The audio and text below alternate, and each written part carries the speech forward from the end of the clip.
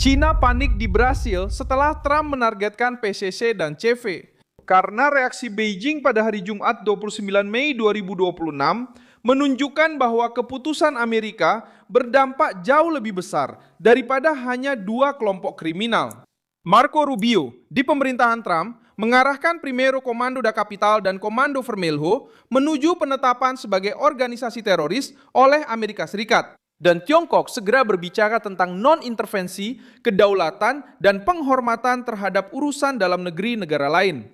Hanya saja, target yang diumumkan oleh Washington bukanlah Brasil. Targetnya adalah faksi-faksi yang tumbuh, menjadi kaya, melintasi perbatasan, dan mulai mengancam keamanan regional. Apa yang ingin dilindungi oleh Beijing? Mengapa Tiongkok bereaksi begitu cepat? Bagaimana Lula akan menjelaskan kegelisahan ini ketika Trump menargetkan kejahatan terorganisir? Saya akan segera menceritakan semuanya kepada Anda. Jika Anda suka konten yang langsung dan tanpa basa-basi seperti ini, pertimbangkan untuk berlangganan, karena di sini ada video seperti ini setiap hari.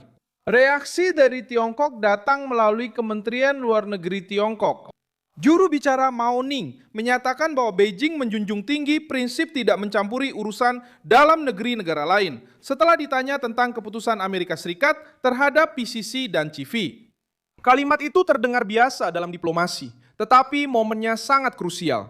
Tiongkok tidak membahas soal korban dalam pernyataannya, tentang pencucian uang, jalur perdagangan narkoba, atau kekerasan terhadap polisi. Dia memilih untuk berbicara tentang kedaulatan tepat ketika Washington memutuskan untuk menargetkan bidang keuangan dan internasional dari organisasi-organisasi tersebut. Keputusan Amerika Serikat diumumkan pada 28 Mei 2026. Departemen Luar Negeri mengumumkan bahwa PCC dan CV akan diperlakukan sebagai organisasi teroris asing mulai 5 Juni. Sebelum itu, kedua faksi tersebut sudah masuk sebagai teroris global yang ditetapkan secara khusus. Secara praktik, jenis tindakan seperti ini meningkatkan risiko bagi siapapun yang mengalirkan dana, memfasilitasi transaksi, membantu jaringan pendukung, atau memiliki hubungan apapun dengan kelompok-kelompok tersebut.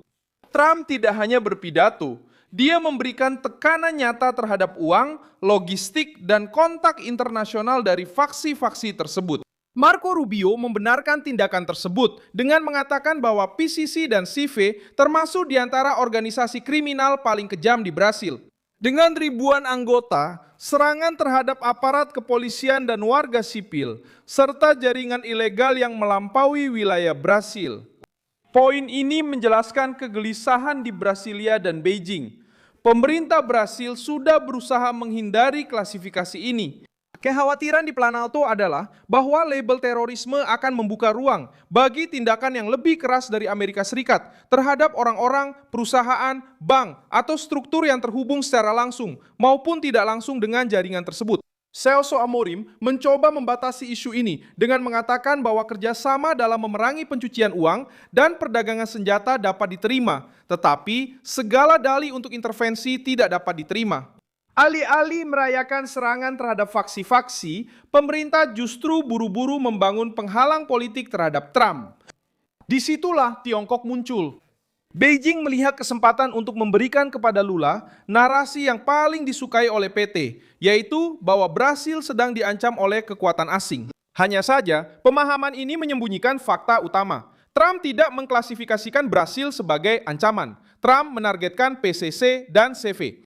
Kubu kiri mencoba mencampur adukan kedua hal tersebut, karena mereka perlu mengubah tekanan terhadap para penjahat menjadi serangan terhadap kedaulatan nasional.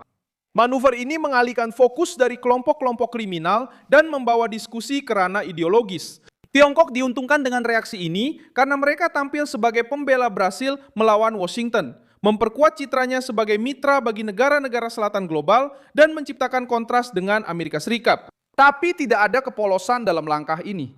Brasil sangat strategis bagi Beijing di bidang pertanian, mineral, energi, pelabuhan, teknologi, infrastruktur, dan juga dalam BRICS. Pada tahun 2025, perdagangan antara Brasil dan Tiongkok mencapai 171 miliar dolar, dengan Tiongkok menyumbang 27,2% dari arus perdagangan Brasil. Pihak yang memiliki pengaruh sebesar itu tidak bereaksi karena kebaikan hati, mereka bereaksi karena kepentingan. Kunjungan Mauro Vieira ke Tiongkok semakin menambah bobot politik dari kasus ini. Menteri Luar Negeri Brasil memiliki agenda di Beijing antara 31 Mei dan 2 Juni 2026 atas undangan Wang Yi untuk putaran baru dialog strategis komprehensif antara Brasil dan Tiongkok. Kebetulan ini sangat mencolok. Trump menekan PCC dan CIVE. Rubio menyoroti kejahatan terorganisir Brasil di panggung internasional. Dan Menteri Luar Negeri Lula melakukan perjalanan ke Beijing tepat ketika Tiongkok mengusung retorika non-intervensi.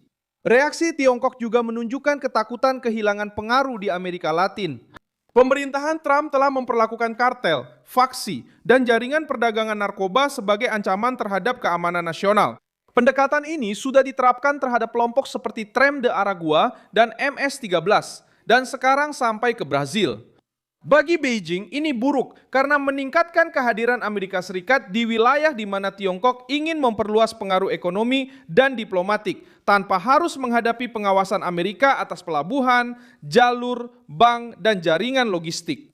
Detail yang paling mengungkapkan adalah bahwa Tiongkok tidak membantah sejarah kekerasan dari faksi-faksi tersebut. Mereka tidak mengatakan bahwa PCC dan CIVE adalah kelompok yang tidak relevan. Tiongkok tidak menyangkal bahwa mereka memiliki jaringan internasional. Mereka juga tidak menanggapi inti tuduhan dari Rubio. Beijing lebih memilih untuk menyerang metode Amerika. Ini menunjukkan bahwa ketidaknyamanan terbesar bukan terletak pada deskripsi kejahatan terorganisir. Ketidaknyamanan itu ada pada kekuasaan yang dimiliki Trump ketika ia mengkategorikan jaringan-jaringan ini sebagai ancaman global.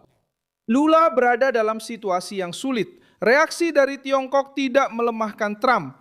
Itu menunjukkan bahwa Trump menekan titik yang tepat. Narasi dari Partai Pekerja mencoba menjual kasus ini sebagai risiko intervensi. Namun, orang Brasil biasa melihat faksi-faksi menguasai wilayah, memperluas pengaruh, menggerakkan uang, mengancam pejabat, dan melintasi perbatasan. Ketika sebuah kekuatan besar memutuskan untuk menganggap hal ini sebagai ancaman internasional, respon alami dari pemerintah yang serius seharusnya adalah kerjasama yang kuat dengan kendali nasional dan hasil yang nyata. Masalahnya adalah PT lebih suka menjadikan isu ini sebagai panggung untuk melawan Trump. Sikap ini juga menunjukkan kontradiksi lama. Pemerintah Lula menerima kehadiran Tiongkok dalam perdagangan, infrastruktur, diplomasi, dan forum internasional sebagai kemitraan strategis. Namun ketika Amerika Serikat masuk ke isu keamanan untuk menekan faksi-faksi, Istana Planalto membunyikan alarm soal kedaulatan.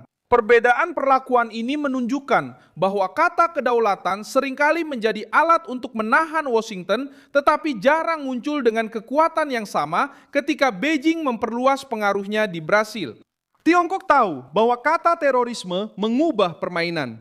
Bank mulai lebih berhati-hati, perusahaan menghindari risiko, perantara menjadi terekspos, otoritas harus merespons, mitra internasional menuntut penjelasan. Inilah alasan kepanikan diplomatik.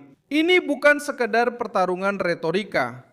Ini adalah kemungkinan kejahatan terorganisir Brasil diperlakukan sebagai bagian dari jaringan global dengan konsekuensi di luar jangkauan politik Istana Planalto. Bab berikutnya akan terjadi di bidang keuangan dan diplomasi. Klasifikasi ini mulai berlaku pada 5 Juni dan sejak saat itu setiap hubungan keuangan dengan faksi-faksi ini cenderung menimbulkan lebih banyak ketakutan, lebih banyak pelacakan, dan biaya yang lebih tinggi. Sementara itu, Lula akan mengirim Mauro Vieira ke Beijing, Tiongkok, berbicara tentang non-intervensi, dan Trump menggunakan mesin negara Amerika untuk menargetkan PCC dan CIVE. Saya Milson Alves, seorang internasionalis, dan tujuan saya adalah membuat Anda tetap mendapat informasi yang benar setiap hari. Tautan berita ada di deskripsi video. Beri like pada video ini, subscribe ke channel, dan di akhir, lihat komentar agar Anda bisa lebih terlibat dengan komunitas Milson Alves.